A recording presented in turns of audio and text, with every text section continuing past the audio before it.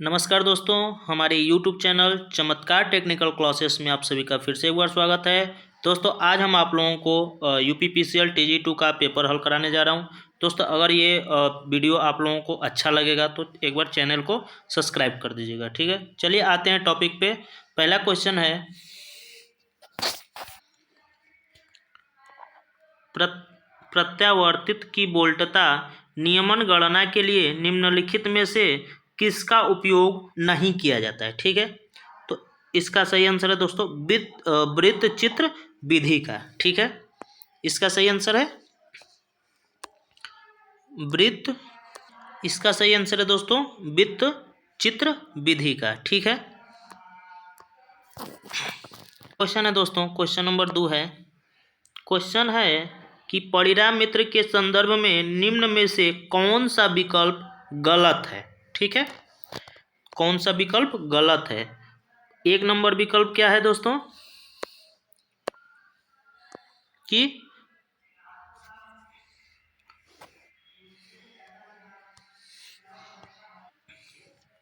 Question number 1 है कि उच्च वोल्टता कुंडली कोर के निकट लगी होती है। तो दोस्तों, क्वेश्चन के आधार पे ये वाला हमारा ऑप्शन नंबर ए सही होगा। इसलिए सही होगा क्योंकि जो हमारा लो वोल्टेज वाली बाइंडिंग होती है, लो वोल्टेज वाली बाइंडिंग होती है, हमेशा जो होता है कोर के पास रखते हैं, ठीक है। कोर के पास रखते हैं, यानी कि जो लो वोल्टेज वाली बाइंडिंग होती है उसको हम कोर के निकट रखते हैं। लेकिन इसमें क्या दिया है कि उच्च वोल्टता कुंडली कोर के निकट लगी होती है। तो ऑप्शन के अनुसार ये हमारा ऑप्शन सही होगा क्योंकि ये विकल्प हमारा गलत है, ठीक है।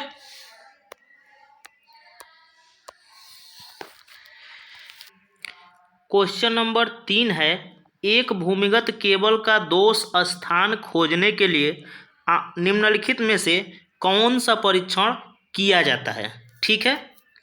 पहला ऑप्शन है केल्विन पास लूप परीक्षण, दूसरा ऑप्शन है मुरे पास या मुरे लूप परीक्षण, तीसरा ऑप्शन है व्हीट स्टोन लूप परीक्षण, चौथा ऑप्शन है बोल्टियर लूप परीक्षण।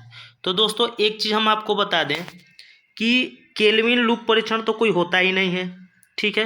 व्हीट स्टोन भी लूप परीक्षण नहीं होता है क्योंकि व्हीट स्टोन ब्रिज होता है, ठीक है, जो कि अज्ञात मान का प्रतिरोध पता करता है, ठीक है। ये भी हमारा पेल्टियर पास लूप, ये कोई लूप ही नहीं होता है, नहीं ये कोई परीक्षण होता है। तो केबल में जो है दोस्तों फॉल्ट को ढूंढने के लिए हम पता करते हैं मुरे लूप परीक्षण के द्वारा, यानी कि ऑप्शन नंबर हमारा सही होगा बी, ठीक है। अगला क्वेश्चन है, ताप विद्युत संयंत्र और पन बिजली संयंत्र में इस्तेमाल किए जाने वाले जनित्र की उपयुक्त गति क्रमशः होगा, ठीक है। सबसे पहले हम आपको बता दें ताप विद्युत, इसका क्वेश्चन का मतलब क्या है कि ये पूछ रहा है कि ताप विद्युत संयंत्र में जो अल्टरनेटर प्रयोग किया जाता है उसका गति क्या होता है, और पन बिजली का मतलब होता है कि हाइड्रो पावर प्लांट में कौन सा अल्टरनेटर या जनरेटर का प्रयोग किया जाता है, ठीक है। देखिए, ये जो हमारा ताप विद्युत संयंत्र होता है दोस्तों, ताप विद्युत संयंत्र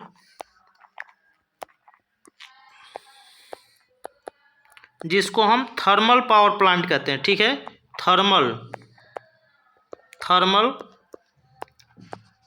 पावर प्लांट, ठीक है दोस्तों। थर्मल पावर प्लांट में क्या होता है कि उच्च गति वाला अल्टरनेटर प्रयोग किया जाता है। जैसे थर्मल पावर प्लांट में जो अल्टरनेटर होता है उसका गति 3000 RPM होता है, ठीक है। और जो हाइड्रो पावर प्लांट होता है उसमें जो हम अल्टरनेटर प्रयोग करते हैं हाइड्रो पावर प्लांट में वो क्या होता है कि उसमें जो अल्टरनेटर प्रयोग किया जाता है उसका जो स्पीड होता है अल्टरनेटर का लो होता है। ठीक है, तो हमारा ऑप्शन सही होगा इसका कि ताप विद्युत संयंत्र और पन बिजली संयंत्र में इस्तेमाल किए जाने वाले जनित्र की उपयुक्त गति कितना होगा 3000 आरपीएम और 300 आरपीएम। ठीक है, 3000 आरपीएम जो होगा आपके थर्मल पावर प्लांट के लिए हो गया और 300 आरपीएम जो हो गया आपके हाइड्रो पावर प्लांट के लिए हो गया। ठीक है, अगला क्वेश्चन है दोस्तों, यदि एक 4 ध्रुव 50 हर्ट्ज एकल कला मोटर 1350 आरपीएम पर चल रही है तो इसका पश्च पथांतर क्या होगा। ठीक है दोस्तों, इसका सही आंसर है जो आपका होगा ऑप्शन नंबर ए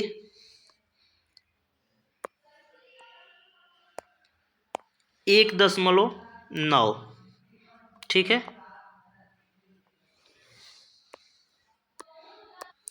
अगला क्वेश्चन है दोस्तों, 10% सर्पण पर चलने वाले एक 3 कला प्रेरण मोटर की अधिकतम संभावित गति होगा। ठीक है, कितना होगा। सबसे पहले एक चीज़ हम जानेंगे कि जो हमारा 3 फेज इंडक्शन मोटर है,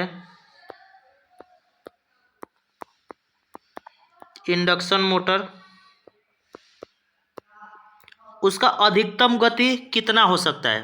तो अधिकतम गति 3000 आरपीएम होता है। ठीक है, अधिकतम गति 3000 आरपीएम। ठीक, अब हमारे क्या है कि 10% स्लिप है, यानी कि 10% हमारा स्लिप हो रहा है। ठीक है, तो 3000 का 10% अगर हम निकालेंगे तो कितना होगा 300 आरपीएम। ठीक है, अब 3000 आरपीएम में से स्लिप आरपीएम यानी स्लिप गति को हम घटा देंगे 300 आरपीएम को, टोटल हमारा कितना बचेगा 2700 आरपीएम। ठीक है, सही आंसर होगा हमारा ऑप्शन नंबर ए। किसी को कोई समस्या नहीं ना है। चलिए आगे बढ़ते हैं। अगला क्वेश्चन है, दो प्रत्यावर्तित्रों के तुल्यकालन हेतु किस विधि का उपयोग किया जाता है। ठीक है, यानी क्वेश्चन कहने का मतलब है कि दो अल्टरनेटर आपस में चल रहे हैं तो उसको सिंक्रोनाइज करने के लिए कौन सी विधि का प्रयोग किया जाता है। ठीक है, तो इसके लिए हम क्या करते हैं, two bright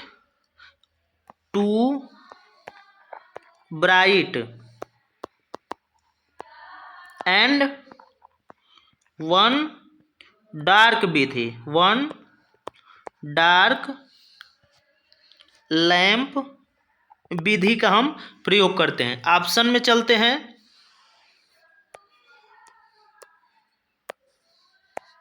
option number C, question number 8 का ऑप्शन नंबर सी, दो दीप्त और एक अदीप्त डार्क विधि। ठीक है,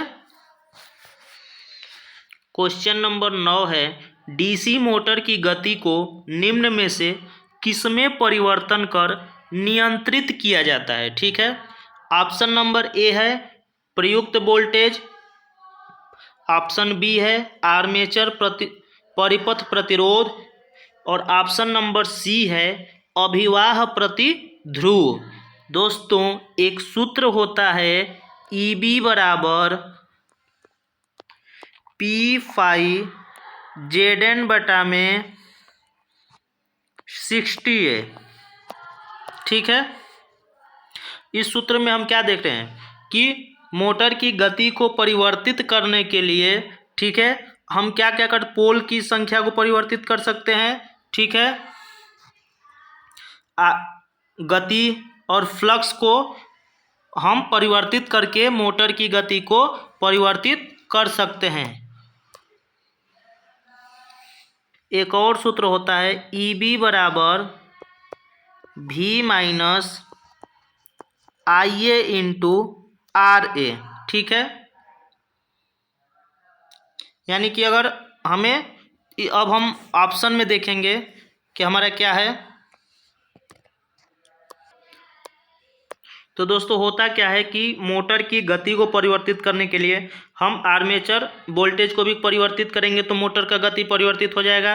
आर्मेचर परिपथ में प्रतिरोध को भी परिवर्तित करके मोटर की गति को परिवर्तित कर सकते हैं और अभिवाह प्रतिध्रुव को भी परिवर्तित करके मोटर की गति को परिवर्तित किया जा सकता है। तो इस क्वेश्चन के अनुसार हमारा सही होगा ऑप्शन नंबर सी, ए, बी और सी, ठीक है। चलिए अगला क्वेश्चन है, बिजली के खंभों को झुकने से बचाने के लिए उसे सहारा देने के लिए निम्न में से किसका प्रयोग किया जाता है, ठीक है। पहला ऑप्शन है निरोधक, दूसरा ऑप्शन है आर्कन श्रृंग, तीसरा ऑप्शन है तारतान, चौथा ऑप्शन है रच्छी बल है। दोस्तों होता क्या है कि अगर हमारा कोई पोल है, ठीक है, तो इसको मतलब कि झुके ना, सपोर्ट देने के लिए एक हम तार लगा देते हैं जिसको हम स्टे वायर कहते हैं, ठीक है। इसको हम क्या बोलते हैं, स्टे वायर बोलते हैं, स्टे वायर, स्टे वायर, या इसी को हम हिंदी में तान तार कहते हैं, ठीक है, तान तार। तो हमारा कौन सा ऑप्शन सही होगा, तो दोस्तों इसका क्वेश्चन नंबर 10 का हमारा सही होगा ऑप्शन नंबर सी, तान तार, ठीक है। चलिए अगले क्वेश्चन को देखते हैं। अगला क्वेश्चन है दोस्तों, उदासीन न्यूट्रल दोलन किस प्रकार के परिणामित्र संयोजन की एक समस्या है। इसका सही आंसर है दोस्तों option number C, star star, ठीक है। अगला क्वेश्चन है दोस्तों, which of the following is false regarding insulator. यानी कि क्वेश्चन पूछने का मतलब है कि निम्न में से कौन सा कथन गलत है इंसुलेटर के अकॉर्डिंग। तो इंसुलेटर जो होता है दोस्तों, ये क्या होता है, इंसुलेटर के अंदर जो होता है नेगेटिव टेम्परेचर कोफिशिएंट होता है। इंसुलेटर जो होता है नेगेटिव टेम्परेचर कोफिशिएंट होता है, ठीक है, टेम्परेचर कोफिशिएंट। तो इस क्वेश्चन के अनुसार सही होगा हमारा option number C, positive temperature coefficient, ठीक है। अगला क्वेश्चन है दोस्तों, कुंडली में प्रेरित ईएमएफ अभिवाहन ग्रंथन के परिवर्तन के दर के बराबर होता है, यह कहलाता है, ठीक है। तो इसको हम जो है दोस्तों बोलते हैं फैराडे का विद्युत चुंबकीय प्रेरण नियम, ठीक है। क्योंकि इसमें क्या होता है, किसी कुंडली है, ठीक है, कुंडली में फ्लक्स का परिवर्तन होता है तो इसमें क्या होता है, हमारे विद्युत वाहक बल उत्पन्न होता है जिसे हम क्या कहते हैं, फैराडे का विद्युत चुंबकीय प्रेरण का नियम कहते हैं, ठीक है। अगला क्वेश्चन है, दिए गए डीसी परिपथ में यदि मध्य प्रतिरोध खुला परिपथ हो तो वोल्ट मापी और एम्पियर मापी का पाठ्यांक होगा। जैसे देखिए होता क्या है दोस्तों कि मान लेते हैं हमारा कोई सर्किट है, ठीक है, एम्पियर मीटर लगा है, ठीक, इधर हमारा रजिस्टेंस लगा है, ठीक है, यहाँ पे हमारा वोल्ट मीटर लगा है, ठीक है, यहाँ पे हम सप्लाई दे रहे हैं 200 वोल्ट, ठीक है। तो अगर ये वाला रजिस्टेंस ओपन हो जाए, ठीक है, ओपन हो जाएगा तो हमारा वोल्ट मीटर क्या दर्शाएगा, वोल्ट मीटर में तो सप्लाई जा रही है तो ये हमारा क्या दिखाएगा 200 वोल्ट, और एम्पियर हमारा क्या दिखाएगा 0 एम्पियर, ठीक है, क्योंकि इधर का लोड क्या है ओपन है।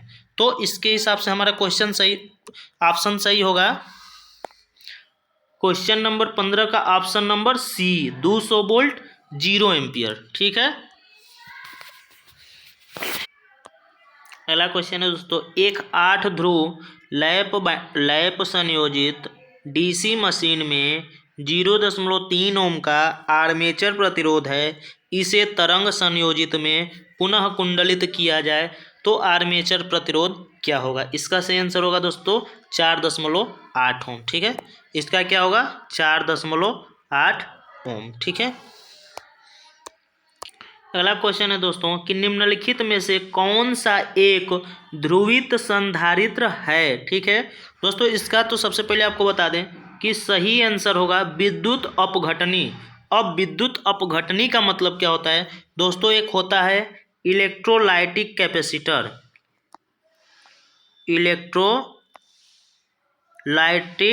कैपेसिटर। ठीक है, ये हमारा क्या होता है? एक इलेक्ट्रोलाइटिक कैपेसिटर हो गया। ठीक है, दो टर्मिनल निकलता है, एक नेगेटिव होता है और एक पॉजिटिव होता है। ठीक है, तो इसी को हम हिंदी में क्या बोलते हैं? विद्युत अपघटनी। ठीक है, और ध्रुवित संधारित्र यानी कि इस कैपेसिटर में जो है पोलैरिटी दिया रहता है, एक माइनस लीड होता है और एक प्लस होता है। ठीक है, अगला क्वेश्चन है दोस्तों, एक विद्युत सूचक यंत्र में यदि बलाघूर्ण ए संकेतक को आगे बढ़ाता है, बलाघूर्ण बी संकेतक के चलने के लिए विरोध उत्पन्न करता है, बलाघूर्ण सी संकेतक को जल्द से जल्द अंतिम सूचक स्थान पर पहुंचाने में मदद करता है, तो इसमें कौन कौन सा बलाघूर्ण लगेगा? सबसे पहले हम मान लेते हैं ये हमारे पास क्या हो गया, इसको हम क्या बोलेंगे?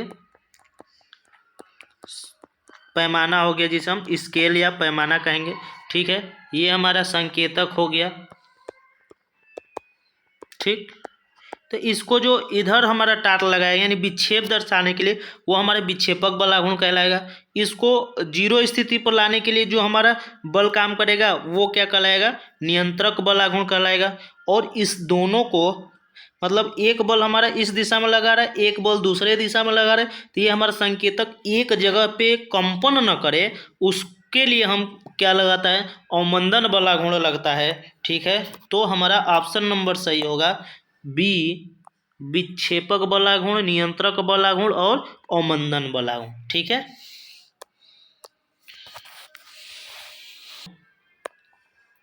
विच of the following is not a possible system for power transmission, यानी कि नीचे दिए गए ऑप्शनों में से पावर ट्रांसमिशन के लिए कौन सा ऑप्शन गलत है या कौन सा ऑप्शन पॉसिबल नहीं है? ठीक है, पहले यानी कि इसमें क्या होता है ट्रांसमिशन लाइन में। ठीक है, तो एक क्या पहला ऑप्शन हमारा क्या है? यही इस क्वेश्चन का ऑप्शन नंबर ए सही होगा, क्योंकि हमारे सिंगल जो ट्रांसमिशन लाइन होता है उसमें सिंगल फेज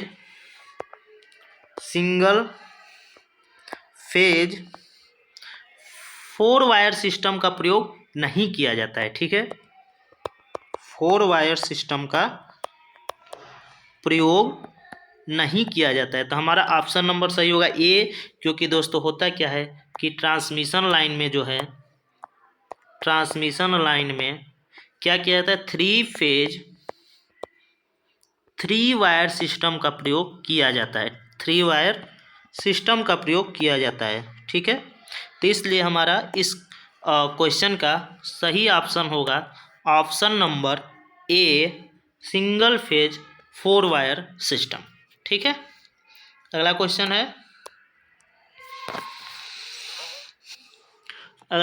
है, which of the use in a transformer to filter out the moisture from air, यानी कि कहने का मतलब है, हिंदी में समझा देते हैं आपको कि ट्रांसफार्मर में एयर मतलब कि एयर के नमी को दूर करने के लिए किस चीज़ का प्रयोग किया जाता है?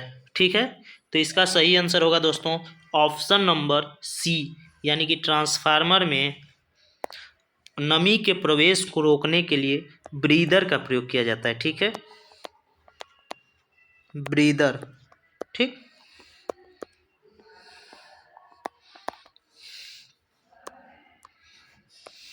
अगला क्वेश्चन है दोस्तों, a solar power tower has a central receiver at a top of a tower to receive concentrate solar energy effected by. इसका सही आंसर होगा दोस्तों ऑप्शन नंबर ए। ठीक है, अगला क्वेश्चन है दोस्तों, measurement of A speed of motor using light source and light sensor is done by. ठीक है, कहने का मतलब क्या है दोस्तों कि यह कौन सा ऐसा सेंसर होता है जिसके द्वारा मोटर के स्पीड को मापा जाता है। ठीक है, तो इसको दोस्तों हम बोलते हैं, ये मान लेते हैं हमारा अगर मोटर चल रहा है, ठीक है, तो एक हमारे पास सेंसर होता है जिसको हम टेकोमीटर बोलते हैं। ठीक है, इसके द्वारा हमारा लाइट निकलता है। ठीक है, तो इसको हम बोलते हैं फोटो इलेक्ट्रिक टेकोमीटर। ठीक है, फोटो इलेक्ट्रिक टेकोमीटर। ठीक है, तो इसका हमारा सही आंसर ऑप्शन नंबर होगा ऑप्शन नंबर ए। ठीक है, सही ऑप्शन होगा option number A, photo electric tachometer. ठीक है, अगला क्वेश्चन है दोस्तों, variable voltage variable frequency device are use for, यानी कि वेरिएबल वोल्टेज और वेरिएबल फ्रीक्वेंसी वाले डिवाइस का प्रयोग हम किस में करते हैं, वेरिएबल ड्राइव का प्रयोग हम किस में करते हैं। ठीक है, तो इसका प्रयोग जो होता है दोस्तों, हमें इंडक्शन मोटर में इंडक्शन मोटर के स्पीड को कंट्रोल करने के लिए इसका प्रयोग किया जाता है। ठीक है, स्पीड को कंट्रोल करने के लिए, ठीक है, इसका प्रयोग हम करते हैं। तो क्वेश्चन नंबर 23 का हमारा सही होगा option number C, speed control of induction motor. ठीक है,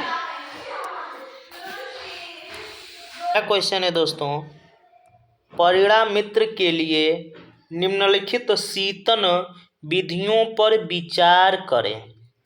एक ए नंबर, तेल प्राकृतिक वायु प्राकृतिक, तीसरा है तेल प्रबलित पानी प्रबलित वायु प्रबलित। ठीक है, उसके बाद एक क्वेश्चन है इसी के आधार पे, शुष्क प्रकार के परिणाम मित्र के लिए किसका प्रयोग किया जाता है। तो दोस्तों शुष्क जो हमारा शुष्क ट्रांसफार्मर होता है वो हमारा किससे ठंडा किया जाता है, एयर से, यानी कि शुष्क ट्रांसफार्मर को हम ठंडा करते हैं वायु के द्वारा। ठीक है, वायु के द्वारा। ठीक, तो इसका हमारा सही आंसर होगा ऑप्शन नंबर ए, बी और डी। बी में क्या है, बी में वायु प्राकृतिक और डी में वायु प्रबलित। ठीक है, यानी कि शुष्क ट्रांसफार्मर जो होता है दोस्तों वो हमारा ठंडा किया जाता है एयर के द्वारा, यानी कि हवा के द्वारा। ठीक है, अगला क्वेश्चन है दोस्तों, single phasing is the condition in a 3 phase induction motor where. यानी कि दोस्तों कहने का मतलब क्या है कि निम्न कथनों में से 3 फेज मोटर को सिंगल फेजिंग कब कहा जाता है। ठीक है दोस्तों, मान लेते हैं हमारे पास ये क्या है, 3 फेज का मोटर है। ठीक है, ये चल रहा है, 3 फेज की सप्लाई हो गया आर वाई बी। दोस्तों इसमें से कोई भी एक तार डिस्कनेक्ट हो जाता है या टूट जाता है तो इसको हम बोलते हैं सिंगल फेजिंग। ठीक है, सिंगल फेजिंग। चलिए ऑप्शन पे चलते हैं। इस क्वेश्चन का हमारा ऑप्शन नंबर होगा, ऑप्शन नंबर सी सही होगा, 1 of the phase is disconnected. ठीक है, क्वेश्चन है दोस्तों, तुल्यकालिक मशीनों में भार के अचानक अनुप्रयोग पर घूर्णक अपनी नई संतुलन स्थिति की खोज करता है और इस प्रक्रिया को क्या कहा जाता है। ठीक है दोस्तों, होता क्या है कि मान लेते हैं हमारे पास एक सिंक्रोनस मोटर है। ठीक है, तो इस पे हम अचानक से लोड दे देते हैं तो इसका गति थोड़ा सा सिंक्रोनस स्पीड से कम हो जाता है। ठीक है, अगर अचानक से लोड को हटा देते हैं तो इसका जो गति होता है सिंक्रोनस स्पीड से थोड़ा बढ़ जाता है। तो इस चीज़ को जो है, देखिए क्वेश्चन के कहने का मतलब यही है। तो इसमें क्या होता है, तो इस चीज़ को हम हंटिंग कहते हैं या डोलन कहते हैं। ठीक है, तो हमारा इस क्वेश्चन नंबर 26 का ऑप्शन नंबर सी सही होगा। चाल डोलन, यानी कि होता क्या है कि वो मतलब हंटिंग करने लगते हैं, तो उसको हम बोलते हैं चाल डोलन या हंटिंग। ठीक है,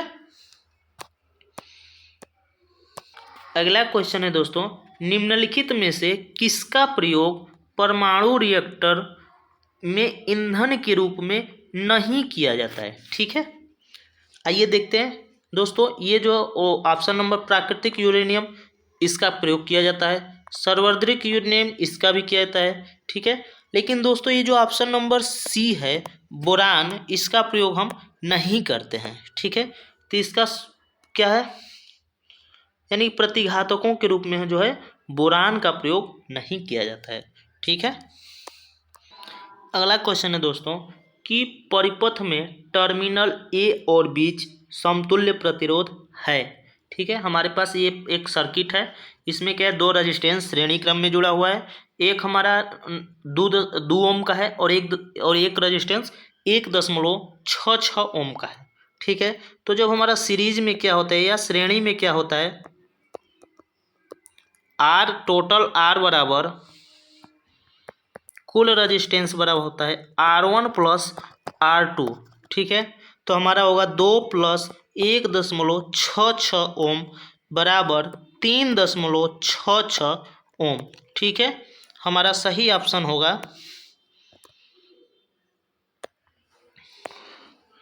ऑप्शन नंबर बी, 3.66 ओम। ठीक है, अगला क्वेश्चन है दोस्तों, टू अल्टरनेटर पैरेलल, यानी कि दो अल्टरनेटर आपस में समानांतर में चल रहे हैं। If into to one of the alternator is kept constant but its excitation is change then, यानी कि कहने का मतलब क्या है, क्वेश्चन का मतलब पहले समझिए।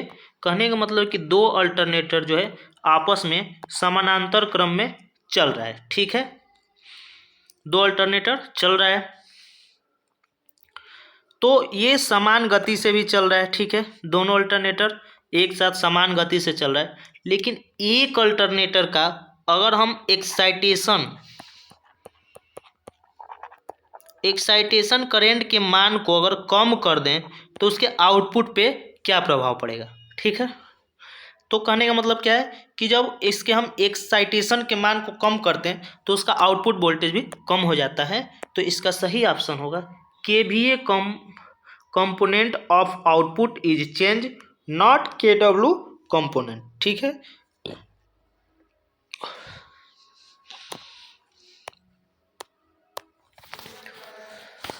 तो दोस्तों ये जो आपको क्वेश्चन हम हल कराए हैं ये UPPCL TG2 के पेपर का क्वेश्चन है। पिछले एग्जामों में ये पेपर हुआ है, तो ये पार्ट 1 है। अगर आपको अच्छा लगेगा ये वीडियो तो आप हमें कमेंट करके ज़रूर बताइएगा कि हम इसके आगे और भी आपको ऐसा ही कोई कुछ वीडियो चाहिए तो हम और वीडियो बनाते रहेंगे। ठीक है,